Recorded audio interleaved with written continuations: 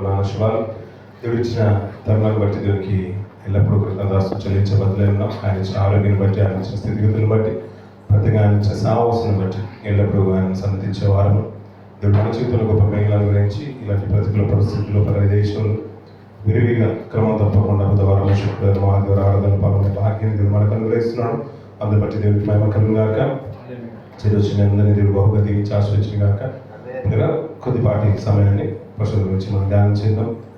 ఇందాక చదువుకున్న మాటల నుంచి కొనసాగింపుగా 7వ అధ్యాయం మొదటి కొన్ని మాటలు చూసుకొని ముందుకెళ్దాం. అపోస్తల కార్యము 7వ అధ్యాయము మొదటి మాట. ప్రధాన యాజకుడు ఈ మాటలు నిజమేనా అని అడిగాను. సహోదరులారా, తండ్రులారా వినుడి. మన పితరుడైన అబ్రహాము హారానుల కాలం ఉండగా మునుపు మెసొపొతామియాలో ఉన్నప్పుడు మహిమగల దేవుడు అతనికి ప్రత్యక్షమై, నీవు నీ దేశం నుండి స్వచ్ఛను విడిచి బయలుదేరి నేను నీకు చూపించబో దేశంకు రమ్మని అతనితో చెప్పాడు. అప్పుడు అతడు 7వ అధ్యాయంలో ప్రత్యేకంగా మనకు 2-3 గతించిన వారాలు విన్నట్టుగా 6వ అధ్యాయంలో మనకు ఒక ప్రత్యేకమైన క్యారెక్టర్ మనకు ప్రత్యక్షం అవుతుంది. స్టెఫెన్ గారు వారి యొక్క ఏర్పాటు చేసుకున్న విధానంలో మనకు మామూలుగా అనిపించదు. వారు భోజనం పంచిపెట్టడానికే వారు ఏర్పాటు చేసబడుతున్నారు. భోజనం పంచిపెట్టడానికి ఏర్పాటు చేయబడిన ఆ సమూహంలో స్టెఫెన్ గారు ప్రస్తావన తీసుకొస్తున్నాడు. వారికి ఎలాంటి వారై ఉండాలంటే ఆత్మతోనూ, ఆయన మాట్లాడే ఆత్మతోనూ జ్ఞానంతోనూ నిండుకొని మంచి పేరు పొందిన 7 మనుషులు కావాలంట. ఎందుకొరకంట? పరిశుద్ధుల కొరకైన పరిచయంలో ఆహారాన్ని పంచిపెట్టడానికి ఒక చిన్న ఇష్యూ కూడా మనకు కనిపిస్తుంది 6వ అధ్యాయంలో. అక్కడ వచ్చిన సమస్యను తీర్చడానికి అపోస్తలుల మాట ఏంటంటే, మేము వాక్యాన్ని పంచడం వాక్యాన్ని ప్రకటించడం మానేసి ఆహారం గురించి మేము దాని గురించి ఆలోచించడం చాలా చిన్న విషయం, అది మంచిది కాదు, యుక్తమైనది కూడా కాదు. మీకు ఇష్టమైతే ఒక 7 మనుషుల్ని మీరు ఏర్పాటు చేయండి. వారు ఎలాంటి వారై ఉండాలంటే ఆత్మతోనూ జ్ఞానంతోనూ నిండిన వారై మంచి పేరు పొందిన వారే ఉండాలి. అంటే వాక్యాన్ని అందించడమే కాదు, భోజనాన్ని పెట్టే విషయంలో కూడా ఆత్మతోనూ జ్ఞానంతో నిండిన వారే ఉండాలి, మంచి పేరు కలిగిన వారు ఉండాలి. అందుకని గతించిన దినంలో ఒక మాట అన్నాను, మీరు అందరూ గుర్తుంటే, బిర్యానీ ఎంత మంచిగా ఉన్నా అది దమ్ బిర్యానీ అయినా ఎక్కడిదైనా ఇంకేం చెప్పాలంటే ఎలాంటి ఫుడ్ అయినా కానీ ఇచ్చే చేతులు కూడా మంచిగా ఉండాలి. ఇప్పుడు అందరికి వస్తే మాకు లేదు అలానే కాదని మాకు మంచి మనసు ఉందని అంటే, ఇప్పుడు కుష్ఠరోగి ఇచ్చారు అనుకోండి, అప్పుడు అంతా కూడా చీము కారుతుంది, నెత్తురు కారుతుంది, అంతా కూడా అలాంటి చేతులతో బిర్యానీ చేతులా ఇచ్చారు అనుకోండి, ముద్ద తింటారా మీరు? తినలే. అంటే ఇచ్చే చేతులు కూడా శుభ్రమై ఉండాలి. అందుకని ఇక్కడ ఏమాట మాట ఏంటంటే, విధవరాలను చిన్న చూపు చూసారంట. అక్కడ ఒక మాట ఏంటంటే హెబ్రీలు అంట. ఆ మాట హెబ్రీల మీద గ్రీకు భాష మాట్లాడే యూదులు సరిగేశారు. వీరి యూదులే వారి యూదులే, కానీ అక్కడ నుంచి వచ్చిన వారు ఇక్కడికి ఒక స్థిరపడిన తర్వాత కొంచెం సంవత్సరాలు గడిచిపోతుంది, కాలంలో కొన్ని సంవత్సరాలు అవుతుంది కాబట్టి విధవరాలను చిన్న చూపు చూస్తున్నారు కాబట్టి, అయ్యా ఇది మంచిది కాదు, విధానం మంచిది కాదు, అందుకనే యోగ్యమైన ప్రవర్తన కలిగిన వారు, మంచి పేరు కలిగిన వారు 7 ఏర్పరచమన్నప్పుడు అందులో స్టెఫెన్ గారి ప్రస్తావన వచ్చింది. స్టెఫెన్ గారి ప్రస్తావన 6వ అధ్యాయం 7వ అధ్యాయము ఇంకా చివరి భాగంలో 8వ అధ్యాయంలో మనకు కనబడుతూ ఉంటుంది. కొద్దిగా 7వ అధ్యాయం చివరిలోనే ఆయనకు ఒక ప్రస్తావన పూర్తవుతుంది. కానీ ఈయన గురించిన మాటలు ఏంటంటే, క్రైస్తవ సమాజానికి అంతవరకు మన ప్రభువైన యేసు యొక్క మరణమే మనకు తెలుసు, ఆయన చేయబడిన హత్య మనకు బాగా తెలుసు, ఆయన శిలువనెక్కించే విధానమే తెలుసు. అపోస్తులు చంపబడకనే ముందు, అపోస్తులు ఎవరు కూడా ప్రాణహత్య ఇంకా వారి ప్రాణాలు అర్పింపకనే ముందు అందులో ఇంకా ప్రాణాన్ని పెట్టిన వారు సాక్షాత్తు మన ప్రభువైన యేసు గారికి ధీటుగా అలాంటి లక్షణాలు కలిగిన వాడు, ఇంకా అలాంటి పౌరుషం కలిగిన వాడు, ఇంకా చెప్పాలంటే ఆయన ఎలాగైతే ప్రాణాన్ని అర్పించాడో తన ఆత్మను అప్పగించుకున్నాడో అలాంటి లక్షణాలే స్టెఫెన్ గారిలో మనం చూస్తూ ఉంటాం. కానీ ఆయన వచ్చిన విధానం ఏంటంటే ఆహారం పంచిపెట్టమే. నేను వచ్చిన పర్పస్ ఏంటంటే ఆయన ఆహారం పంచిపెట్టమే. నేను మీతో పరిచయం చేయడం అనుకోవట్లేదు, వాక్యాన్ని ప్రకటించడం అనుకోవట్లేదు. ఆయన వచ్చింది ఆహారం పంచిపెట్టడానికి. అయినా కానీ ఆయన కొన్ని మాటలు మాట్లాడతాడు. కొందరు వచ్చి స్టెఫెన్తో తర్కించేది కానీ మాటలు ఎంతో అతను అగపరిచిన జ్ఞానము, అతను ప్రేరేపించిన ఆత్మను వారు ఎదిరింపలేకపోయేది అంటాడు. ఈ మాటలన్నీ కూడా చెప్పిన తర్వాత చాలా మంది వచ్చారంట, కానీ ఆయన ముఖం అంట దేవదూతల ఆత్మ వల్ల కనిపించిందంట, ప్రకాశంగా కనిపించింది. ఇవన్నీ ప్రస్తావిస్తున్న తరుణంలో ప్రధాన యాజకుడు వచ్చి అంటున్న మాట ఏంటంటే, అయ్యా ఈ మాటలు నిజమేనా అని ఎవరు అడుగుతున్నాడు? స్టెఫెన్ గారిని అడుగుతున్నాడు. ఇప్పుడు ఆయన అడగడానికి ముందుగా ఆయన అందరితో వాదించేశాడు. అతను మాటలేదు కనపరిచిన జ్ఞానము, ఆయనకున్న ఆయనకున్న ప్రతిభ వారు ఎదిరింపలేకపోయారు. నా ఆత్మ వారితో మాట్లాడుతుంది కాబట్టి వారి యొక్క ప్రజ్ఞకు అందరూ ఆశ్చర్యపడిపోయారు. ప్రధాన యాజకుడు వచ్చి సాక్షాత్తు స్టెఫెన్ గారు నడుతున్న మాటను బట్టి అందుకు స్టెఫెన్ గారు చెప్తున్న మాట అంటే, సహోదరులారా, తండ్రులారా, వినుడి. మన పితరుడైన అబ్రాము హారానులో కాపురం ఉండక మునుపు మెసొపొటేమియాలో ఉన్నప్పుడు మహిమ గల దేవుడు అతనికి ప్రత్యక్షమయ్యాడు అనే మాట తీసుకొస్తున్నాడు.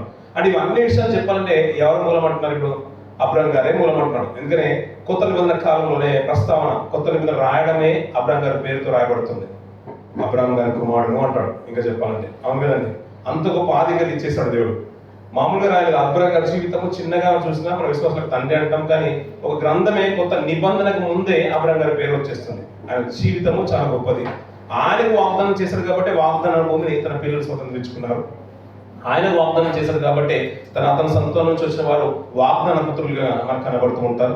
ఆయనకు వాగ్దానం చేశారు కాబట్టి ఒక్కని వాళ్ళ సమస్త జనములు ఆశీర్వదించబడిన వాగ్దానం మన ప్రభువైన యేసు ద్వారా అనేకులు నెరవేర్చబడింది. ఇప్పుడు నేటికి కూడా మన జీవితాలు కుటుంబాలు ఆశీర్వాదానికి కారణం ఏంటంటే దానికంటే మూలము అబ్రహాం గారి విషయాలను మనకు బాగా తెలుసు.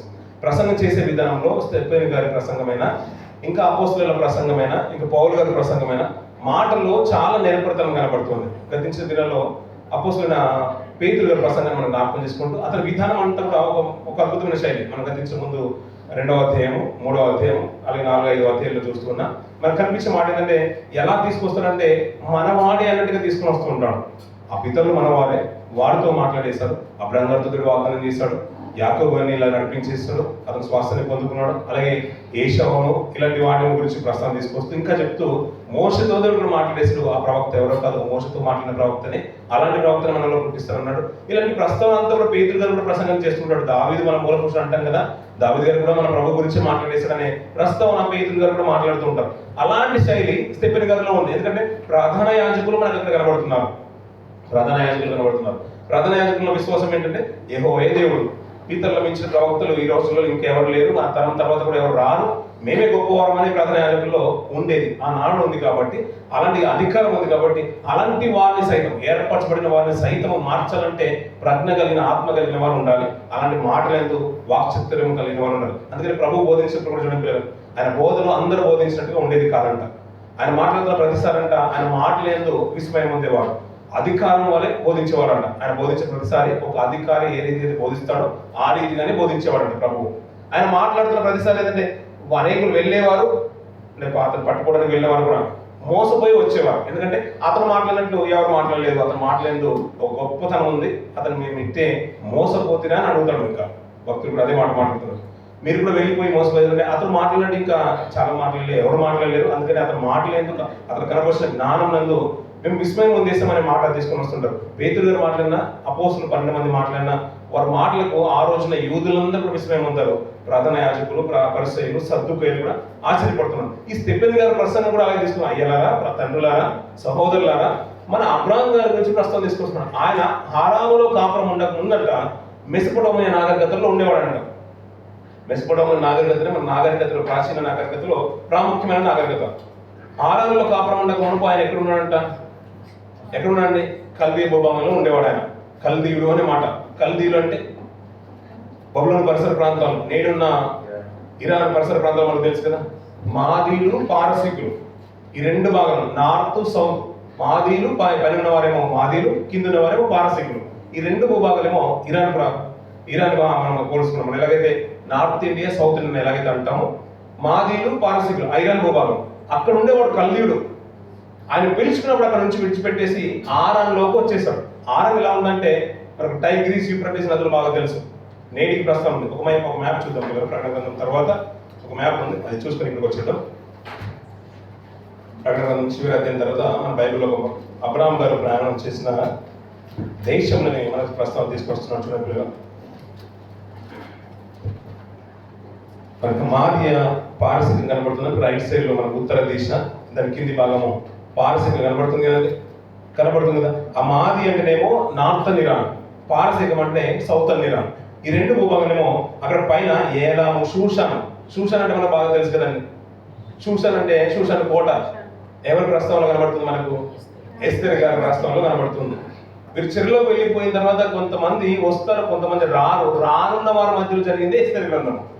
అక్కడ ఉండిపోగా ఆ చెట్ల మధ్య జరిగిన ప్రస్తావన ఎస్తేర్ గ్రంథంలో మనకు లిఖింపబడ్డది. ఆయన అక్కడ ఒకప్పుడు అంట అక్కడ లెఫ్ట్ సైడ్ కల్దీయ కనబడుతుంది కదా. కల్దీయ, ఆ కల్దీయ ఊరు అనే ప్రస్తావన కనబడుతుంది. ఊరు గ్రామానికి చెందిన వాడే మన ఎవరు? అబ్రహాం గారు. అక్కడ ఉండేవాడు ఒకప్పుడు. దేవుడు ఏర్పరచుకున్న తర్వాత ఆ భూభాగాన్ని విడిచిపెట్టి ఎక్కడికి వచ్చాడంట? ఆరాము అనే భూభాగానికి వచ్చేసాను. చూడండి పిల్లలు, మనకు కనబడుతుందా ఆరాము అనే మాట? హమాతు, ఆరాము, ఆ మీద మన ఫస్ట్ ఈ పక్కన అశ్షూరు, అలాగే కింద బాబేలు కనబడుతుంది. చూడండి పిల్లలు, దాని పైన ఒకటి నల్లటి లైన్ కనబడుతుంది. అశ్షూరు పైన ఇద్దకేలు, కింద ఇద్దకేలు అనేది టైగ్రీస్, నేడు పిలువబడుతున్న టైగ్రీస్ నది. కిందికి బాబేలు ఉన్నది. బాబేలు తర్వాత ఒక లైన్ కనబడుతుంది, అదేమో మనకు చూడబడుతుంది అదొక నది. ఈ ఫరాతు అన్నది, యూఫ్రటీస్ నదులు. ఈ రెండు నదుల మధ్య జరిగిన సంధానమే మెసపొటేమియా నాగరికత ఎప్పుడైతే మొదలు పడుతుందో అక్కడ నదులు ఉంటాయి. నదులు ఎక్కడైతే ప్రవహిస్తుందో జీవనానికి, మనుగడకు ఆస్కారం ఉంటుంది. ఈ మధ్యలోనే మనుగడ ప్రారంభం అయిపోయింది. ఆ మధ్యలో ఉన్న భూభాగం అంతా కూడా అశ్షూరు భూభాగం. అశ్షూరు కింద బాబేలు, ఇవన్నీ కూడా ఏంటంటే పిల్లలు మనం ఎలాగైతే ఇప్పుడు పిలుచుకుంటామో ఇరాక్ పరిసర ప్రాంతం అక్కడికి వచ్చి దేవుని వాగ్దానం మేరకు ఆయన వచ్చి అక్కడ కాపురం ఉన్నాడు అనే మాట స్టెఫెన్ గారు ప్రస్తుతం తీసుకొస్తున్నాడు. ఆ మాటలు కింద చూడండి పిల్లలు. అప్పుడు అతడు విడిచిపోయి అతని తండ్రి చనిపోయిన తర్వాత అక్కడి నుండి మీరు ఇప్పుడు కాపురమున్న ఈ దేశమందు నివసించుటకై ఏ దేశమందు నివసించుటకై తీసుకొని వచ్చాడు దేవుడు? ఆరాము అక్కడ ఉన్నాడు, కానీ ఇంతవరకు ఏంటంటే ఆ భూభాగాన్ని దేవుడు ఇవ్వలేదు, ఆ స్వాస్థంగా ఇవ్వలేడు. ఆరంలో వచ్చిన కల్దీ భూభాగం నుంచి విడిచిపెట్టి వచ్చి ఇక్కడ కాపురం ఉన్న ఆ భూభాగాన్ని ఇవ్వలేదు అతను దేవుడు. ఎందుకంటే అది కాదు నీకు స్వాస్థంగా ఇచ్చేది, పాలు తేనెలు పంచేది. ఇప్పుడు మీరు ఏ దేశంలో ఉంటున్నారో ఆ మాట చూడండి పిల్లలు. మీరు ఇప్పుడు కాపురం ఉన్న ఈ దేశంలో నివసించుటకై దేవుడు అతన్ని తీసుకొని వచ్చేసాడు. అక్కడ ఉన్నాడు, కల్దీ భూభాగం నుంచి పిలుచుకున్నాడు, ఆరంలో ఉన్నాడు కొంతకాలం. ఆ భూభాగాన్ని దేవుడు స్వాస్థంగా వారికి ఇవ్వలేదు. ఎందుకంటే మీరు ఏదైతే ఉన్నారో ఆ పాలు తేనెలు పంచే దేశాన్ని ఇక్కడ కాపురం ఉండకే దేవుడు అతన్ని తీసుకుని వచ్చారు. ఆయన ఇందులో అతనికి పాదము పట్టినంత భూమిని స్వాస్థంగా ఇయ్యక అతనికి కుమారుడు లేనప్పుడు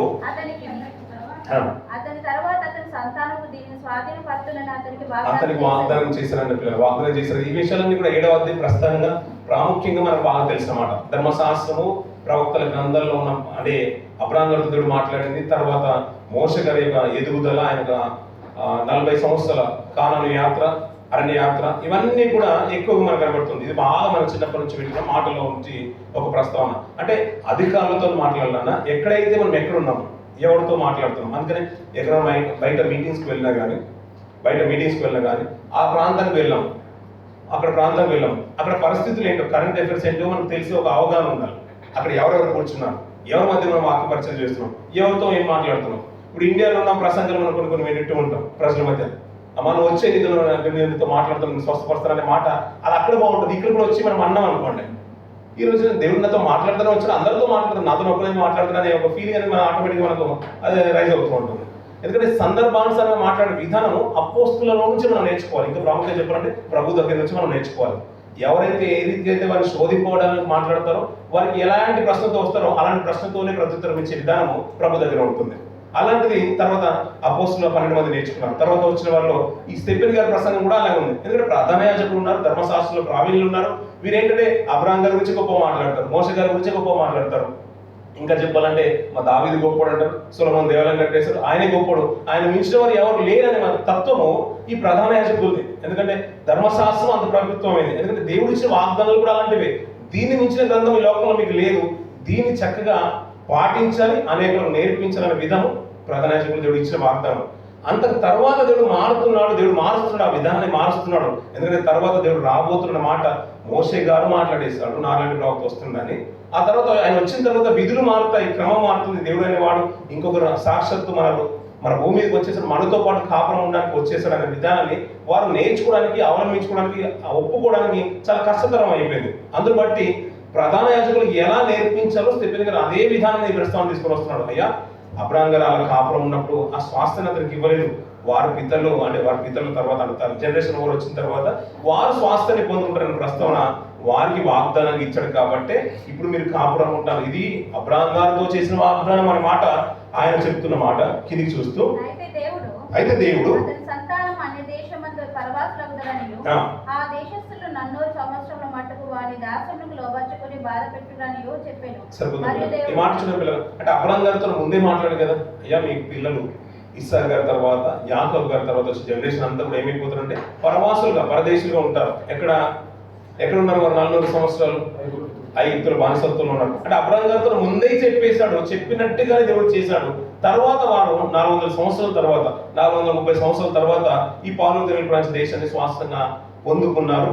ఆ భూభాగంలోనే మనం ఉంటున్నామనే ప్రస్తావన వారికి అర్థమయ్యే రీతిలో ఆ మూలాలు ఎత్తి మరీ చెప్తున్నాడు. ఎవరు చెప్తున్నారు? ఇప్పుడు స్టెఫెన్ గారు చెప్తున్నాడు. ఆయన వచ్చిన విధానం ఏంటి? భోజనం పంచిపెట్టడానికి. మరి వాక్యం ఎందుకు ప్రకటిస్తున్నాడు?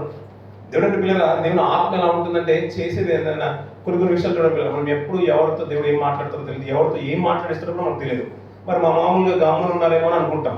కానీ వారు ప్రార్థించినప్పుడు కొన్ని అంశాలు ఎత్తి మాట్లాడుతున్నప్పుడు నిజంగా చాలా మంచి ప్రార్థన అంశాలు ఉన్నాయి అతని దగ్గర. ప్రార్థన వాక్చాతుర్యం ఉంది, ఆరాధించే విషయంలో కానీ, పాట పడే విషయంలో కానీ. అంటే దేవుడు ఒక్కొక్కరు ఒక రకంగా వెళ్ళుకున్నాడు. కానీ వారు కేవలం దానికే కేటాయించబడిన వారిని మా ముద్ర ఆ రోజు వారు వేసినా కానీ వారి ఉద్దేశాలు వెంటనే మాట్లాడుతున్నప్పుడు ఆత్మ అంట, జ్ఞానం అంట ఒప్పందింపజేస్తుందంట. ఆత్మ వారిని ప్రేరేపిస్తుంది, మాట్లాడడానికి ప్రేరేపిస్తుంది. అది ప్రేరేపింపబడినప్పుడు మరి మనుషుల జ్ఞానం వారితో సరిచూచబడదు కూడా. ఎందుకంటే వారు కనపరిచే జ్ఞానం ముందు ఈ లోకంలో ఏది కూడా వారికి సరి సమానం కానే కాదు. ఈయన మాట్లాడుతున్న పౌలు గారి ప్రసంగాల కంటే ముందు పేతురు మాట్లాడినా అలాగే అనిపించింది. పేతురు గారితో మాట్లాడుతున్నా అందరూ ఆశ్చర్యపడిపోయారు. ప్రధాన యాజకులు సైతం విస్మయం ఉంటారు. వారి తర్వాత ఈ స్టెఫెన్ మాట్లాడినప్పుడు కూడా అందరూ ఆశ్చర్యపడుతున్నారు. వారితో వాదించడానికి ప్రయత్నం చేస్తారు కానీ అతను వాదించలేకపోయారు. ఈయన ప్రసంగాలు కూడా చూడండి. అక్కడ నుంచి 53వ వర్షం వరకు అతను బలమైన ప్రసంగం చేస్తూ ఉంటాడు స్టెఫెన్ గారు. ఆ ప్రస్తావనలో ఇంకా అబ్రహాం గారి తర్వాత గోత్రకర్తల ప్రస్తావన తీసుకొస్తూ ఉంటాడు. ఇస్సాకు అలాగే ఒక సున్నతి నియమాన్ని తీసుకొచ్చాడు దేవుడు అనే విషయాన్ని తీసుకొస్తూ ఉంటాడు. 9వ వర్షం చూస్తూ ఉంటే గోత్రకర్తలు మత్సరపడి యోసేపు ఐగుప్తులోకి కొనిపోవడము అమ్మి వేసిరి. దేవుడు తప్పించి దయను జ్ఞానము ఐగుప్తు రాజైన ఫరో ఎదుట అతనికి అనుగ్రహించిన ఫరో ఐగుప్తునకు తన ఇంటికి అంతటికి సరిపోతుంది. చూడ అంటే ఎవరైతే అన్నదమ్ములు అతన్ని వ్యతిరేకించారో, అన్నలు వ్యతిరేకించేశారో అలాంటి ఆ యోసేపునే దేవుడు ఏం చేసిన అతనికి తోడుగా ఉన్నాడు కాబట్టి ఫరో ఇంతట్లో అతన్ని అధికారిగా పెట్టేశాడు. రాజును కాదు అన్నది అధికారిగా పెట్టేశాడంట. కిందికి చెప్తూ ఐగుప్తు దేశం అంతటికి కానాను దేశం అంతటికి కరువును బహుశ్రమై వచ్చింది కనుక మన పితరులకు ఆహారం లేకపోయాను అంటాడు పిల్లలు. అక్కడ నుంచి మనకు బాగా తెలిసిన మాటలు పిల్లలు. ఇవన్నీ కూడా మనం బాగా సుపరిచితమైన మాట. ఒక మాట వచ్చిన పిల్లల్ని గతించి జ్ఞాపకం చేసిన ఒక మాట. ట్యాక్స్ విధానం అనేది కొన్ని సంవత్సరాల నుంచి మనం చూస్తున్నాం. కానీ ఆది కాండంలోనే ఎప్పుడో ట్యాక్స్ అనేది ప్రస్తుతం మనకు కనబడుతుంది. ఎందుకంటే మీకు ధాన్యం ఉందా, మీరు తీసుకొని రండి, దాంట్లో కొంత భాగము ఇక్కడ మాకు ఇవ్వండి, కొంత భాగాన్ని కట్ చేసుకొని యోసేపు గారు ధాన్యం ఇచ్చేవారు వాళ్ళు. ఇప్పుడు కూడా ఉన్న పిల్లలు ట్యాక్స్ వచ్చింది, వ్యాట్ వచ్చింది, ఇవన్నీ మనం ఎంత కార్పొరేట్ ట్యాక్స్ ఈ మధ్య కాలంలో ఎక్కువ మనం చూస్తున్నాం. ఇదంతా కూడా విధానం ఏంటంటే బిజినెస్ చేసే విధానం. ఎలా దాన్ని రాబడి పొందుకోవాలి, ఏ రీతిగా తన సంపదను పెంపొందించుకోవాలి, దేశం యొక్క ఆర్థిక వ్యవస్థను బలపరుచుకోవాలో యోసేపు గారి దగ్గర నుంచి మనం నేర్చుకోవచ్చు. ఇవన్నీ కూడా చెప్తూ 70 మంది ఎక్కడికి వెళ్ళాలంటే ఐగుప్తుకు వెళ్ళారు. దేశం విస్తరించిపోయింది. అలాంటి టైంలో ఒక మంచి రక్షకుని దేవుడు వారికి పుట్టించాడు. ఆయన దివ్య సుందరుడుగా ఉన్నాడంట. మోషే గారి ప్రస్తావన కూడా తీసుకొస్తున్నాడు. పాత నిబంధనలు జరిగిన సంఘటనలన్నీ కూడా వీరికి చెప్పాల్సిన అవసరం ఎందుకు వచ్చిందంటే వీటంతటి వెనుకలు ఉన్న కారణం ఏంటంటే మనకు ఒక రక్షకుడు వచ్చేసాడు. ఆ ప్రస్తావన తీసుకుని వస్తూ కిందికి కొన్ని మాటలు మనం చూస్తున్న పిల్లలు ఆ మాటకు ఆనందిస్తాను. అదే చివరి మాటలు చెప్తూ 51వ వర్షము అలాగే 53వ వర్షం వరకు చూద్దాం. ఆ మాట అన్ని కూడా చూడండి పిల్లలు. ఇంత ప్రసంగం చేసిన తర్వాత ఆయన ఒక మాట ఖండితంగా అన్నాడు. అంటే తొందరపడి మీరు ముష్కరులు అనే మాట అనలేదు. వాక్యం అంతా అయిపోతున్న సందర్భంలో ముష్కరులారా, హృదయములను చెవులను దేవుని వాక్యములకు రోపరచని వలన మీ పితరుల వల్ల మీరు ఎల్లప్పుడూ పరిశుద్ధాత్మను ఎదురించుతున్నారు. మీ పితరులు ప్రవక్తలు ఎవరిని హింసింపక ఉండేది అని ఎవరైనా హింసించారండి? పితరులు అందరి ప్రవక్తలు హింసించేశారు. అదే మస్తానా మళ్ళీ తీసుకొస్తున్నాడు. మీ పితరులందరూ అలాగే చేశారు, ప్రవక్తలందరూ హింసించారు. కాబట్టి నీతిమంతుని రాకని గూర్చి ముందు తెలిపిన వారిని చంపిని. ఎవరా నీతిమంతుడు? యేసు గురించి. అంటే ఇది అంత ప్రసంగం అంతా ఎందుకు జరిగింది? ప్రభు యొక్క ప్రస్తావన తీసుకొని రావాలి. ఎందుకంటే మీరు చంపింది జీవాధిపతిని. మన పేతురు గారి ప్రసంగం కూడా అదే కదా. అంత చెప్పిన తర్వాత దావీదు కూడా అలాగే మాట్లాడేశారు. అందుకొరకు మేము ఎదురు చూసాము. ఆయన నీతిమంతుల గురించి మాట్లాడేశారు. పరిశుద్ధుని గుళ్ళు పట్టని మాట ప్రస్తావన తీసుకొస్తూ ఆయన ప్రభు అన్నాడు. ప్రభు నా ప్రభుతో సెలవిచ్చిన వాక్కు నువ్వు నా శత్రువును బాధ పెట్టడం చివరికి నువ్వు నా కుడిపార్శ్వన కూర్చోమని దావీదే చెప్పేశాడు. ఎందుకంటే అతను మూల పురుషుడు మీరు అంటారు కదా, ఆ దావీదే చెప్పినప్పుడు ఆయనే ప్రభువుని ఒప్పుకున్నప్పుడు, ప్రభుత్వమై యేసుక్రీస్తు ప్రభువుని ఒప్పుకున్నప్పుడు మీరెందుకు ఒప్పుకోరన్న ప్రస్తావన మన పేతురు గారు మాట్లాడుతున్నాం. ఈ మాటలన్నీ కూడా చెప్పింది ఎందుకయ్యా అంటే, మీరు నీతిమంతులు రాకడ గురించి పరిశుద్ధమైన ప్రవక్తలు ఎంతో మంది చెప్పేశారు, వారందరూ కూడా మీరు హింసించేశారు, చంపేశారు కూడా. చివరికి చెప్తూ ఆయనను మీరు ఇప్పుడు అప్పగించి, ఇది మాట, మీరు హత్య చేసింది ఎవరో కాదు, నీతిమంతులే. ఆయన గురించిన ప్రసంగాలు, ప్రవక్తలకు ప్రవచనాలు అన్ని కూడా ఎంతో పాతమైన కాలం నుంచి ఉన్నాయ్యా, మీరు ఒప్పుకోలేదు. వారు అలాగే చేశారు, వారి తర్వాత వచ్చిన జనరేషన్ అలా చేసిన, చివరికి మీరు కూడా ఆ క్రీస్తును, ఆ రక్షకుని మీరు చంపేశారు, మీరే చేశారని ఆ ముష్కర్లు అనే ఒక మాటను కోట్ చేస్తూ, బలమైన మాట వారి మీద నేరాన్ని మోపుతూ అనే మనకెళ్ళి వాళ్ళు తట్టుకోలేకపోయారు పిల్లలు.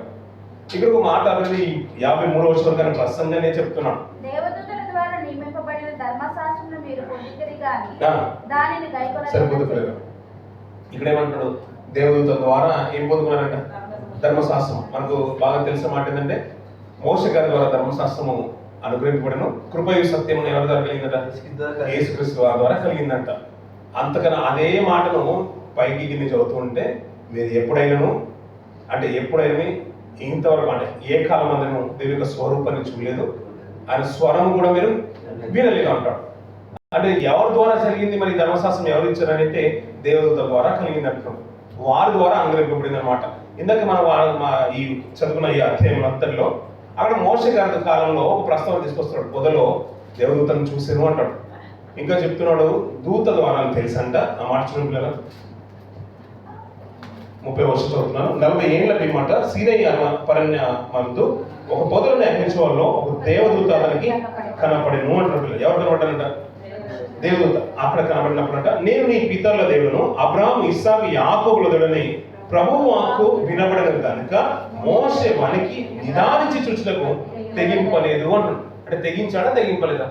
భయపడిపోయాడు. ఎందుకంటే వాక్యం ఎలా వచ్చిందంటే, నేను అబ్రాహాము, ఇస్సాకు, యాకోబు యొక్క పితరుల దేవుడు అనే మాట వాక్కు వచ్చింది. ఆ వాక్కు వినగానే ఇలా అంటే మామూలుగా ఎప్పుడో చూస్తాం కదా, పెద్దలు చాలా దూరం నుంచి వచ్చేసారు, ఒక 2 సంవత్సరాలు దుబాయ్ వెళ్ళి వచ్చారు కాబట్టి మన పిల్లల్ని, పెద్దల్ని, మన పిల్లలందరూ నిదానించి చూస్తారు, చేతులు దగ్గర పెట్టుకొని మనం చూస్తారు, కంటి చూపు ఎలా ఉంటుంది. అలా నిదానించి చూడడానికి ధైర్యం చేయలేదంట, తెగింపలేదంట, సాహసం చేయలేదు. ఎందుకంటే వాక్కు అంటే దేవుడే అనే మాట అక్కడ వచ్చిన తర్వాత అతను భయపడిపోయాడు. అలా చూడడానికి తెగింపలేదు. అందుకు ప్రభు, నీ చెప్పులు విడువము, నీవు నిల్చున్న చోటు పరిశుద్ధ భూమి, ఐగుప్తులో ఉన్న నా ప్రజల దురావస్థను నేను నిదానించి చూచి. ఆయన చూశానంట. నేను నిదానించి ఎవరు చూశానంటే ఐగుప్తు యొక్క ప్రజల యొక్క దూరా వ్యవస్థను. ఎన్ని సంవత్సరాలు పట్టింది దేవుడు చూడడానికి? 430 సంవత్సరాలు పట్టింది నిజం చెప్పాలంటే. అంటే కొన్ని సంవత్సరాలు దేవుడు నియమించిన కాలం అంటే, దేవుడు నియమించిన కాలం సంపూర్తి అవ్వాలి, కాలము పరిపూర్ణమైనప్పుడు ప్రస్తావన తీసుకొస్తూ ఉంటాడు గలతీ రాసిన పత్రికలో పౌలు గారు. అంటే ఒక కాలం సర్టెన్ టైం దేవుడు ఫిక్స్ చేసిన తర్వాత అంతవరకు నిర్ణయించాల్సింది. ఇప్పుడు ప్రభు వస్తానన్నాడు, 2వ రాకడ జరగాల్సింది. ఎప్పుడు వస్తాడంటే ఆయన నియమించిన కాలంలోనే వస్తాడు. మనం రానంత మాత్రం జరిగిపోయేది కాదు, వద్దన్నంత మాత్రం ఆగిపోయేది కాదు. ఆయన పితరులకు ఏంటంటే 400 సంవత్సరాలు మీరు బానిసత్వంలో ఉండాలనుకునే దేవుడు అబ్రాహాం గారితోనే వాగ్దానం చేశాడు. కాబట్టి అంతవరకు ఏమైపోవాలి? అన్ని ప్రణాళికబద్ధంగానే జరగాలి. అబ్రాహాం గారు అక్కడ నుంచి కలిగే భూభాగం నుంచి, ఊరు అనే ప్రాంతం నుంచి రావాలి, ఆరంలో నివసించాలి. అక్కడ నుంచి కరువు వచ్చిందని పార్వతీపురం నుంచి దర్శనకు వెళ్ళాలి, కానీ స్వాస్థంగా ఏం పొందుకోలేదు. అతని తర్వాత అతను కుమారుడు వచ్చేసాడు. అతను కూడా భూభాగాలు మారుతూ ఉంటాడు, ఐగుప్తుకు వెళ్తుంటాడు, మళ్ళీ వస్తుంటాడు. ఇస్సాకు వస్తాడు, ఇస్సాకు ఇక్కడ నుంచి సిరియా ప్రాంతానికి పరదేశం వెళ్ళిపోతుంటాడు, పారిపోతుంటాడు. ఇవన్నీ కూడా జరగాలి. ఎన్ని సంవత్సరాలు? 400 సంవత్సరాలు. మరి అంతవరకు అక్కడ ఉన్న భూభాగంలో ఉన్న ఆ ప్రజల యొక్క పరిస్థితి ఎలా ఉండాలంటే, వారి అక్రమం సంపూర్తి కావాలి. 7 జాతుల వారు చేసిన క్రియలను బట్టి వారి అక్రమం పూర్తయిన తర్వాత దేవుడు భరించలేనంత పాపం వారు ఎక్కువైపోయిన తర్వాత వారిని తీసివేయాలి దేవుడు. ఇవన్నీ కూడా ఏంటంటే మనం అనుకుంటాం కదా పిల్లలు, మనకు ప్రణాళిక ఉంటుంది. అప్పుడు మనం ప్రాజెక్ట్స్ చేసినప్పుడు కూడా ఎలా ఉంటుందంటే, ఎవరి పనులు వారు చేయాలి. అందరు కాంట్రాక్టర్ కన్స్ట్రక్షన్ చేస్తున్నప్పుడు ఎలా ఉంటుంది, బ్లాక్ వర్క్, మామూలుగా సివిల్ వర్క్ అంతా కూడా సివిల్ కంపెనీ వర్క్ చేసిన తర్వాత అన్ని సబ్ కాంట్రాక్టర్ వారి పనులు ప్రణాళికబద్ధంగా చేయాలి. ఫాల్ సీలింగ్, ఇంటీరియర్ అన్ని జరిగిపోయిన తర్వాత కంప్లీషన్ డేట్ వరకు మన ప్రాజెక్ట్ని హ్యాండ్ ఓవర్ చేస్తుంటాం. మనం అప్పుడప్పుడు సీరియల్ చూస్తుంటాం మన వాళ్ళు. అప్పుడప్పుడు మన ప్రణాళిక ఎలా ఉంటాయంటే, ఇక్కడ నుంచి ఒక ప్లాన్ అక్కడ నుంచి వస్తుంది, అక్కడ ట్రక్ వచ్చినట్టుగా, లేకుంటే ఇక్కడ నుంచి ఏదో వచ్చినట్టుగా. అంటే వాళ్ళు అనుకుంటారు అనేది ఇది ఇక్కడ యాక్సిడెంట్ అవ్వాలి, దానికంటే ముందుగా మనం ఈ టైంలో వాళ్ళని ముందుకు తోయాలి. ఎలాగైతే ప్రణాళికలు ఉంటాయో, దేవుడి యొక్క ప్రణాళిక ఉంటుంది చూడండి పిల్లలు, అద్భుతమైన ప్రణాళిక. ఆయన స్కెచ్ చేస్తే ఇంకా తీరందంటూ లేదు. ఆయన ప్రణాళిక ఉంటుంటే ఇంకా దాన్ని మార్పు అనేది లేదు. ఈ కాలంలో అక్రమం వారి సంపూర్తి కావాలి, వారిని అక్కడి నుంచి తీసివేయి. ఆ లోపు తన ప్రజల యొక్క భారము, అంటే ఇది కష్టమైంది, దేవుడే దిక్కు, మనల్ని విడిపించడానికి సమర్థుడు ఎవరు ఉన్నా అంటే ఆయన యెహోవా దేవుడు తప్ప మనకి ఎవరు లేరనే వాస్తవం ప్రజలు తెలుసుకోవాలి. అందుకు ఎంత కాలం పట్టిందంటే 430 సంవత్సరాలు పట్టింది. అందుకని నేను నిదానించి చూశాను వారి యొక్క బాధను, దురావేస్తలు. ఇప్పుడు ఎవరు కావాలంటే నాయకుడు కావాలి. మోసతో మాట్లాడుతున్నాడు, దూతను పంపించి మాట్లాడుతున్నాడు. మనకు పాత్ర మీద గ్రంథంలో చూస్తూ ఉంటే దేవుడే సాక్షాత్తు మాట్లాడినట్టు కనబడుతుంది. ఇందాక మనం యోహాను సువార్తను మా ప్రస్తావన తీసుకొచ్చాం. మోషే ద్వారా ధర్మశాస్త్రము కలిగిన కృపయు సత్యము యేసుక్రీస్తులో ద్వారా అదే పైన కింద చదువుతూ ఉంటే మనకు ఆ మాట ఏంటంటే మీరు ఎప్పుడైనా ఎన్నడైనా దేవుని యొక్క స్వరం వీళ్ళు ఆయన స్వరూపాన్ని మీరు చూడలేదు అంటాడు. మరి ఎవరిని చూశారంటే దేవుని దూతే మాట్లాడుతుందంట. అక్కడ దేవుని దూతే మాట్లాడుతుందంట. ఇంకా ప్రస్తుతం కిందికి మాట్లాడుతూ 35వ వచనం పిల్లలు అధికారిగాను తీర్పరిగాను నిన్ను నియమించిన వాడెవడని వారు నిరాకరించిన ఈ మోషేను అతని పొదలో కనబడిన దేవదూత ద్వారా దేవుని అధికారిగాను విమోచకునిగాను నియమించి పంపాను. సరిపోతుంది పిల్లలు. అక్కడ మాట ఏంటంటే అధికారిగాను తీర్పరిగాను నేను నియమించిన వాడేవాడని వారు నిరాకరించిన ఈ మోషేను అతనికి పొదలో కనబడిన దేవదూత ద్వారా దేవుడు అధికారిగాను విమోచకునిగాను నియమించి పంపేశారు. వారు ఏమంటున్నారంటే ఇందాక ప్రస్తావన పైన మాటలన్నీ కూడా చదువుతూ ఉంటే తన సహోదరు దగ్గర మోషే గారు వెళ్ళినప్పుడు ఏమన్నంటే వారు రక్షకుడిని పంపించారని వారు గుర్తెరుగుతారేమో దేవుడు నిశ్చయించారు. దేవుడు అదే కోరుకున్నాడు. అయ్యా వచ్చింది మా రక్షకుడు అనే విషయము వారు గుర్తెరుగుతారు అనుకున్నాడు. కానీ అయ్యా మిమ్మల్ని ఎవరు అధికారిగా నియమించిందని ఎవరు తృణీకరిస్తారు. మోషే గారిని కూడా తృణీకరించేశారు. అంతెందుకు యోసేపు గారు ప్రస్తావన ఎందుకు తీసుకొచ్చాడంటే స్టెఫెనీ గారు అయ్యా యోసేపును దేవుడు ఎన్నుకున్నాడు, కానీ తన సహోదరులు అతను ఎందుకు లక్ష్యం వచ్చలేదు, అతను నమ్మేశారు. కానీ దేవుడు అతనికి తోడుగా ఉన్నాడు. మరి మోషే గారిని దేవుడు సుందరంగా దివ్య సుందరంగా పుట్టించేసాడు, అంతఃపురంలో పుట్టించాడు, సకల విద్యలందు కార్యములందు ప్రవీణుడు. అయినను అతన్ని ధృవీకరించేశాడు తన సహోదరుడు. కానీ వారు అధికారి ఎవరు, నేను నియమించిన వాడు ఎవరని అతన్ని ధృవీకరించారు. కానీ దేవుడు ఏంటంటే ఎవరి చేతి అయితే ధృవీకరింపబడ్డాడో వారికి అధికారిగా విమోచకుడుగా దూత ద్వారా దేవుడు అతన్ని నియమించేశాడు. అర్థమవుతుంది అన్నమాట. యోసేపును వారు కాదనుకున్నారు, కానీ దేవుడు అతనికి తోడుగా ఉన్నాడు. అతన్నే ఒక రాజుగా అధికారిగా నిలబెట్టేశాడు దేవుడు. మోషే గారిని రక్షకుగా నిలబెట్టాడు అనుకున్నాడు దేవుడు. అతని దగ్గరికి పంపించేశారు సహోదరులు. వారేమో నిన్ను అధికారిగా పెట్టిన వారు ఎవరైనా వారిని ధృవీకరించేశారు. కానీ దేవుడు ఏంటంటే వారికే ఒక రక్షకుడుగా దూత ద్వారా దేవుడు అతన్ని నియమించేశాడు. వారి ద్వారా రక్షణ, మోషే గారి ద్వారా రక్షణ వారికి అనుగ్రహించేశాడు. ఇలా ప్రస్తావన తీసుకొస్తూ అయ్యా ఉన్నతమైనది ఏదైనా ఉందంటే దేవుని యొక్క ఆలయము, దానికంటే ముందు మందస్సం ఉండేది, అక్కడ ప్రత్యక్ష గుడారం ఉండేది. దానిలో కూడా దేవుడు సాక్షులు పెట్టేశాడు. దాన్ని కూడా తన ప్రజల మధ్య పెట్టాలనుకున్నాడు. దాన్ని కూడా పాటించేవారు లేరు. ఆ దానికంటే మించింది దావీదు కట్టాలనుకున్నాడు. తన కుమారుడు ద్వారా సొలొమోను ద్వారా కట్టించేశాడు. అయినా అక్కడ ఉండడానికి ఇష్టపడలేదు దేవుడు. ఎందుకంటే మనుషులు నాకు ఎలాంటి మందిరాన్ని కట్టుతున్నారనే మాట మాట్లాడేశాడు. కానీ అయ్యా ఇవన్నీ కూడా శాసనమైన మందిరమైన ఇవన్నీ కూడా దేవుని దూత ద్వారా ఇజ్రాయేలుకి అనుగ్రహింపబడింది. ఎవరైనా దాన్ని పాటించేశారా? పితరులు ఏమైనా గౌరవించేశారా? వారి శాసనాలు ఏమైనా నమ్ముకున్నారా? నమ్ముకోలేదు కదా. వారు అర్పించిన బలులైనా కానీ అన్ని దేవతలకు అర్పించేశారు. వారు అర్పించిన ఉపవాసాలైనా యాచలైనా కానీ ఎందుకని అంటే వారు రొంప యొక్క దేవతగా అనుగ్రహించేశారు. దేవుడికి కాదు వచ్చింది. వారు భయపడి వారి యొక్క విగ్రహాలు కనిపించేశారు. దేవుడు అది కోరుకోలేదు అనే మాట ఈ 7వ అధ్యాయం అంతా కూడా మనకు కనబడుతుంది. చివరికి అన్నమాట ఏంటంటే మాట ఏమంటే ఆ మాట చూడండి పిల్లలు, ఇందాక చదువుకున్న మాట, మీరు ఎల్లప్పుడూ పరిశుద్ధాత్మను ఎదురించున్నారు. మీ పితరులు ప్రవక్తలు ఎవరిని హింసింపక ఉండిరి. ఆ నీతిమంతుడు రాకను గురించి ముందుగా తెలిసిన వారిని చంపిరి. ఆయనను మీరిప్పుడు అప్పగించి హత్య చేసిన వారు అయితే దేవదూతల ద్వారా నింపబడిన ధర్మశాస్త్రం మీరు పొందుతారు, కానీ దాన్ని గైకోనలేదు. ఇవన్నీ జరిగినా కానీ, ఇంతమంది ప్రవక్తలు వచ్చినా కానీ, పితరులు వచ్చినా కానీ, ఎవరి మాట మీరు విన్నారు? దేవునికి లోబడి బ్రతికిన వారు ఎవరు ఆత్మను దూషించేశారు, ఆత్మకు వ్యతిరేకంగానే బ్రతికేశారు అన్న మాట ఓవరాల్ గా స్టెఫెన్ గారు చెప్పాలనుకున్న మాట ఏంటంటే నీతి మందిని మీరు చంపేశారు. అతనికి ఇవ్వాల్సిన ఘనతను, అతనికి ఇవ్వాల్సిన యోగ్యమైన స్థితిని మీరు కల్పించలేకపోయారు. ఎందుకంటే వీటంతటికి కారణం ఏంటంటే క్రీస్తు రాబోతున్న మాట అబ్రహాం గారు మొదలుకొని సొలొమోను గారి కాలం వరకు దేవుడు చెప్పాలనుకున్న అదే కాలం అనుకున్నాడు. ప్రవక్తల గ్రంథాలు అన్ని కూడా అదే వివరించేశారు. మీరు ఒప్పుకోనలేదనే మాట తీసుకొచ్చినప్పుడు వారందరూ కూడా ఏమైపోయారంటే వారు మాటలు విని కోపంతో మండిపడి అతన్ని చూచి పనులు కొరిగిరి. నిండుకున్నవాడై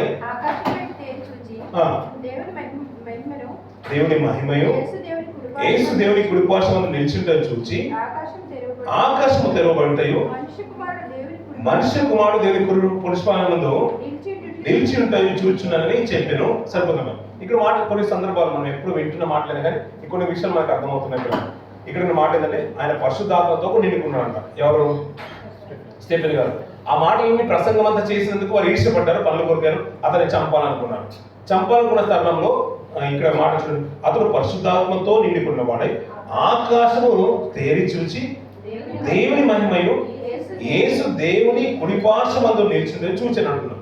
అంటే ఆయన ఆకాశం వైపు తెరిచి చూస్తారంటే అతనికి ఏం కనబడుతుందంటే యేసు అంట, మన ప్రభువైన యేసు ఎవరు, రక్షకుడైన యేసు ఎవరంట, దేవుని కుడిపార్శ్వమందుట ఎవరున్నా అంట, అక్కడ చూడండి, యేసు దేవుని కుడిపార్శ్వమందు నిలిచి ఉంటాయు చూచి ఆకాశము తెరవబట్టయు మనుష్య కుమారుడు దేవుని కుడిపార్శ్వమందు నిలిచి ఉంటాయు చూస్తున్నాడంట.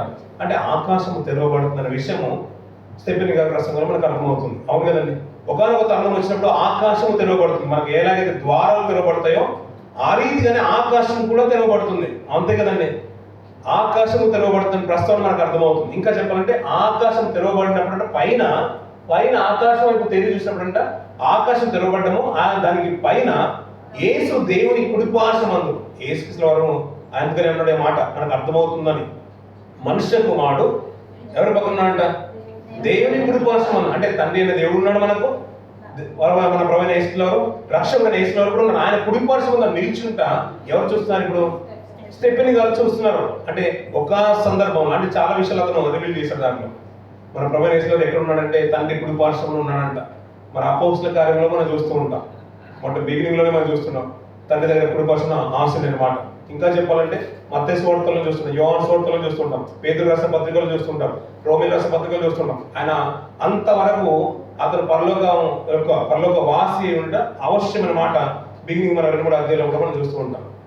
అక్కడ ఉన్నాడు, ఆయన తిరిగి వస్తాడనే మాట చెప్తూ ఉంటాడు. ఇక్కడ ఏంటంటే ఆకాశం తెరవబట్టి మనుష్య కుమారుడు దేవుని కుడిపార్శ్వమందు నిలిచిండే చూసిన చెప్పాను. అప్పుడు చెవులు మూసుకొని ఏకముగా అతని మీద పడి పట్టణము వెలుపలకు అతను వెళ్ళగొట్టి రాళ్ళు రువి చంపిరి. సాక్షులు సౌలు ఆమె తమ వస్త్రములను పెట్టిరి. ప్రభువును గూర్చి మొరపెట్టుచు యేసు ప్రభువా నా ఆత్మను చేర్చుకొనుమని స్టెఫెను పలుకుచుండగా వారు అతని రాళ్లతో కొట్టిరి. అతను మోకాలుని ప్రభువా వారి మీద ఈ పాపము మోపకమని గొప్ప శబ్దంతో పలికెను. ఈ మాట పలికి నిద్రించెను. సౌలు అతని చావునకు సమ్మతించెను. సరిపోతుంది. అక్కడ అంతవరకు కనివిని ఎరగని రీతిలో మనకు అంతవరకు తెలిసిన మాట ఏంటంటే దేవుని ఆత్మ వారి మీద వాలింది, వాక్శక్తి పొందుకున్నారు, పరిచర్య బహు విస్తారంగా జరుగుతుంది, సంఘం కట్టబడుతుంది, హింసలు కలిగిన కానీ సమిష్టిగా ఉన్నారు, ఆస్తులు ఏమి కుదరలేదు. ఎందుకంటే భూములన్నీ కూడా అమ్మి వారి పాదాల దగ్గర పెడుతున్నారని మాత్రమే తెలుసు. కష్టం వచ్చినప్పుడు విపరీతమైన పరిచయం జరుగుతున్నప్పుడు ఓర్చుకోలేక అక్కడున్న ప్రధాన యాజకులు సద్దుకాయలు వారిని బంధించి చెరసాలలో పెట్టిందే బాగా తెలుసు, కొట్టి హింసించడమో తెలుసు. కానీ చివరికి వాక్యాన్ని ప్రకటిస్తున్న స్టెఫెన్ గారిని రాళ్ళు రువి కొట్టిన చంపడము ఒక 15 అధ్యాయాలు కూడా కాలేదు అపోస్తల కార్యంలో. ఒక 7వ అధ్యాయం రాజు అనే ఒక నీతిమంతుని చంపడము ఇక్కడ కనబడుతుంది. మన ప్రభు వెళ్ళిపోయిన తర్వాత నిజంగా నీతిమంతులు ఎవరైనా హక్కులు వేయాలంటే ఈ స్టెఫెన్ గారు మనకు కనబడుతున్నారు. పిల్లలు ఆయన పరిచయం చేసినందుకే, అందులో ఆయన స్వార్థం ఏది లేదు, ప్రభువును ప్రకటించినందుకే, మీ లోపాలను ఎత్తి చూపినందుకే స్టెఫెన్ గారిని చంపేశారు. పిల్లలు అలా చంపుతున్నప్పుడు నా ప్రాణాన్ని కాపాడు ప్రమాణం లేదు. ఎవరు? స్టెఫెన్ గారు. నన్ను తప్పిస్తే బాగుండనంటే ఒక రాయి మీద మామూలుగా సర్వసాధారణంగా అంటూ ఉంటాం కదా, ఒక రాయి తగిలితేనే మనం తట్టుకోలేము. ఎప్పుడైనా గాయమైంది అనుకోండి కాలుకి, మళ్ళీ మనం వెళ్తుంటే అదే కాలుకి మళ్ళీ గాయం అవుతూ ఉంటుంది, మనం తట్టుకోలేము. అలాగే అందరూ భూమి గుడి రాళ్ళు రువి కొడుతుంటే ఎన్ని చోట్ల తగిలి ఉంటుందో, అయినా నన్ను కాపాడు ప్రభు అనే ప్రస్తావన తీసుకోలేదు. అలాంటి సందర్భంలో మోకాల్లోని వీరి మీది కంటే పాపం రావద్దు అని ప్రార్థన చేస్తున్నా. ఎలాంటి క్యారెక్టర్ అండి! అలాంటి నీతి క్యారెక్టర్, అలాంటి నీతి తత్వము ఈ రోజుల్లో మనకు కావాల్సిందే కదా పిల్లలు. ఎందుకంటే ఆయన స్వార్థం కొరకు నిలవలేదు, ఏదో నేను మంచిగా నీతిమంతుగా బ్రతుకుతున్నాను, నా మీకు నిందలు వస్తున్న మాట మాట్లాడలేదు. నేను వాక్యాన్ని ప్రకటించేశాను. అది ప్రకటించినప్పుడు ఏంటంటే వారు ఉన్నవారు వారి స్థితిగతులన్నీ కూడా నేను గుర్తు చేశాను. అది ఓర్చుకోలేక నన్ను రాళ్ళు రువి చంపుతున్నారు. నేను వెళ్ళకంటే ముందుగా ఆయన ముఖ దర్శనం చేసుకునే భాగ్యాన్ని నాకు కలిగించేశాడు. ఎందుకంటే నేను తండ్రిని చూస్తున్నాను, ఆకాశం తెరవబడుతుంది, తండ్రిని చూస్తున్నాను. నా ప్రియ కుమారుడు అంటే ఆయన యొక్క ప్రియ కుమారుడు ఏ రీతి లోకానికి నా ప్రియ కుమారుడు వస్తాడు, అందరి కొరకు ప్రాణాలను పెట్టేశాడనే మాట ఆ ఆది గ్రంథాల్లో చెప్పేశాడు. ఆ ప్రియ కుమారుని కూడా నేను చూస్తున్నాననే మాట స్టెఫెన్ గారు చెప్తున్నాడు. ఆయన చూసేశాను, ఈ లోకంతో నాకు పని లేదు అనే మా ప్రస్తావన స్టెఫెన్ గారు చెప్తున్నాడు. నా ఆత్మను చేర్చుకుంటున్నాడు, నా ఆత్మను చేర్చుకుంటున్నాడు. గతించిన దినంలో ఆదివారం దినంలో ఒక మాట జ్ఞాపకం చేశాను పిల్లలు. రోమిల రాసిన పత్రికలు మనం అంటుంటాం, ఎవరికి పన్ను మనకి పన్ను అన్నాడు, ఎవరికి సుంకమో వారి సొంతం. ఎవరికి రుణమో వారికి రుణము. అందరికీ వారి వారి రుణాలు తీర్చేయాలంట. అవును కదండి. ఈ లోకంలోకి వచ్చాం కాబట్టి మనం తల్లి రుణం తీర్చుకోవడానికి ఇష్టపడుతున్నాం, తండ్రి రుణం తీర్చుకోవడానికి ఇష్టపడతాం. వీటి అన్నిటి వెనుకల మన కన్న తండ్రి ఉన్నాడు కదా, మరి ఆయన రుణం తీర్చుకోవడానికి ఏ మనుషులు ఆలోచిస్తూ ఉంటాడు? నీవు వచ్చిన బాధ్యత ఏంటి, నువ్వు వచ్చిన విధానం ఏంటి? నీకు లోపలికి వచ్చేసాం, దుబాయ్ వచ్చేసాం, కష్టపడి డబ్బు సంపాదించుకొని మరి ఇక్కడ నుంచి తిరిగి వెళ్ళాలి కదా. ఇక్కడికి వచ్చాము, డ్యూటీకి వెళ్తున్నాం, డబ్బు వచ్చిందంటే వచ్చినట్టుగా నీళ్ళలో పోసేసాం అనుకోండి, ప్రయోజనం ఉంటుందా? 30 రోజులు కష్టపడిన డ్యూటీకి వెళ్ళాము, వచ్చిన రోజు మనం పోగొట్టుకున్నాం అనుకోండి, 30 రోజులు చేసుకున్నంత కూడా హృదయం కదండి. మరి ఇంతకాలం మనం కాపాడుతున్నాడు కదా, ఇంతకాలం మనకు ఆయుష్ ఇచ్చి ఆరోగ్యం నుంచి నిలబెట్టేశారు కదా, మరి దేవుడి కంటే ఏ రుణం తీర్చుకోగలుగుతాం మనం? అందుకని భగవంతుడు మాట ఏంటంటే కీర్తన భాగంలో ఈ రుణం అట్లా ఉండాల్సిందంట. మనం ఏమి ఇచ్చినా ఆయన రుణం తీర్చుకోలేమంట, ఏమి ఇచ్చినా రుణం తీర్చుకోలేదు. అందుకనే అయ్యా ఒక రుణం ఉంటుంది, ఆయన నీతిమంతుడు ఆయన యేసులో వస్తారు, అందరి రుణాలని ఆయన రక్తం ఇచ్చి కొంటాడు, స్వరక్తం ఇచ్చి కొంటాడు. ఆ రక్తం ఏంటంటే అది అమూల్యమైంది, వెలపెట్టలేనిది కాబట్టి దానికి విలువ కట్టలేకపోయింది ప్రపంచం నేటికి. ఒకవేళ విలువ పెట్టింది అయితే అది మనం తెచ్చుకునేవారం ఎక్కడి నుంచి అయినా కానీ, అనేక రక్తం ద్వారా కడుక్కునేవారు. అది ఎప్పటికీ ఉండిపోవాల్సింది కాబట్టి బ్రతుకు కాలం అంతా కూడా ఏంటంటే ఆయన పాదదాసుగా మనం బ్రతకాల్సింది. ఒకప్పుడు దాసులుగా ఉన్నాం లోకంలో. అందుకని భక్తులందరూ ఉన్న మాట ఏంటంటే పాపం చేయి ప్రతివాడు అంటే పాపానికి దాసుడు అంట. ఒకప్పుడు మునుపు మీరు పాపంలో చీకట్లో బ్రతికినవారు కాబట్టి అలాంటి క్రియలు ఇక్కడ నుంచి విసర్జించి అంట ఇప్పుడు లోకంలో కాకుండా వెలుగు సంబంధాలు బ్రతుకుమంటాడు. ఇప్పుడు నీతికి దాసులే బ్రతుకున్నామని అని రోమిల పత్రికలో పౌలు గారు మాట్లాడుతూ ఉంటారు. అయ్యా మిమ్మల్ని స్వరక్తం ఇచ్చి నేను కొనుక్కున్నాను, నా కొరకు బ్రతుకున్నాను. అందరి రుణాలు మీరు తీర్చేసుకుంటారు కదా. ఒక రోజు భోజనం పెడుతుంటే మరొక రోజు మనం వారికి భోజనం పెట్టి మన రుణం తీర్చేసుకుంటాం. కంపెనీ వారు మనకు జాబ్ ఇచ్చేసారు కాబట్టి పని చేసి వారి రుణం తీర్చుకుంటున్నాం, నమ్మకంగా పనిచేసి. మన స్నేహితులు ఒక మంచి మాటలు కాబట్టి తిరిగి వారికి సపోర్ట్గా నిలబడి వారి రుణం తీర్చుకుంటున్నాం. దేవుడు ఆయుష్ ఇచ్చేశారు కదా, ఆరోగ్యం ఇచ్చేశారు కదా, ఇవన్నీ చేశారు కాబట్టి బ్రతుకంతా కూడా నా కొరకే బ్రతుకు ఒక మంచి మాట చెప్పేశారు కాబట్టి ఎవరు ఆయన రుణం తీర్చుకునేది? స్టెఫెన్ గారు చూడండి, కొంతకాలం కొరకే ఆయన వచ్చేసాడు. వచ్చిన పని అంటే ఆహారం పంచిపెట్టడానికి, కానీ నేను వచ్చింది అది దాని కొరకే కాదు, దేవుని పరిచయం చేయడానికి అనే విషయం తిరిగి అయ్యా నేను నీతిగా బ్రతికేస్తాను, నీ పని చేశాను కాబట్టి నా ఆత్మను నీ దగ్గరికి చేర్చుకో అంటున్నాడు. ఆయన రుణం తీర్చుకోవడానికి తన ప్రాణమే పెట్టేశాడు. ఏ రీతిగా అయితే ప్రభువు పెట్టేసిన ప్రాణాన్ని, అయ్యా నీ కొరకు నీ చిత్తం నెరవేర్చడానికి ఈ లోపలికి వచ్చేసాను కదా, నేను పనిని పూర్తి చేశాను, ఎలాంటి మహిమ నీ దగ్గర ఉందో అలాంటి మహిమ నాకు తిరిగి ఇచ్చేయమన్నాడు. ఒకప్పుడు ఏ రీతిగా నువ్వు మహిమ పరిచేసావో ఆ మహిమనే నాకు తిరిగి ఇవ్వమన్నాడు. ఆ రీతిగానే దేవుడు తన రుణాన్ని పూర్తిగా సంపూర్తి చేసుకున్నాడు. ప్రభువేశ్వరాలు తన పనిని పూర్తి చేసుకున్నాడు. అందుకని పిల్లలు ఈ లోపలికి వచ్చిన మనమందరూ కూడా దేవుడికి రుణస్థులమే. ఎన్ని చేసినా ఆయన రుణం తీరదే. అందుకని నమ్మకంగా బ్రతుకున్నాం పిల్లలు. పేతురు రాసిన పత్రికలో మనం ఉంటాం, మన ఆత్మలంట ఆయనకంట అప్పగించుకోవాలన్నమాట. మనం ఎప్పుడు వింటున్నమాట. అందుకనే మనం అరువు తెచ్చుకున్న బంగారం అయినా, అప్పుగా తెచ్చుకున్న కారు అయినా, అప్పుగా తెచ్చుకున్న డబ్బు అయినా మళ్ళీ యథావిధిగా ఎలాగైతే తెచ్చుకున్నామో అలాగే ఇచ్చేస్తాం పిల్లలు. అలాగే మన ఆత్మలు కూడా, ఆత్మకు శరీరంకు కల్మషం లేకుండా ఈ లోకంలో ఉంటే శరీరం కలుషితమైపోతుంది, ఆత్మ కూడా కలుషితమైపోతుంది.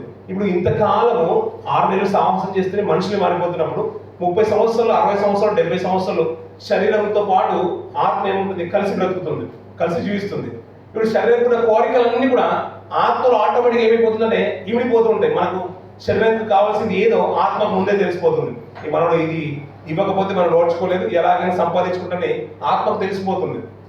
మంచి బట్టలు కావాలని ఆత్మకు తెలుసు, ఈ శరీరము వీడు ఓడ్చుకోలేడు, వీడికి మంచి బట్టలు కావాల్సిందని ఆత్మ తెలుసుకొని అయ్యో అక్కడ మంచి షాప్ ఉంది, అక్కడికి వెళ్ళి తెచ్చుకున్నట్టుగా మనల్ని గైడ్ చేస్తున్నట్టుగా అనిపిస్తుంది.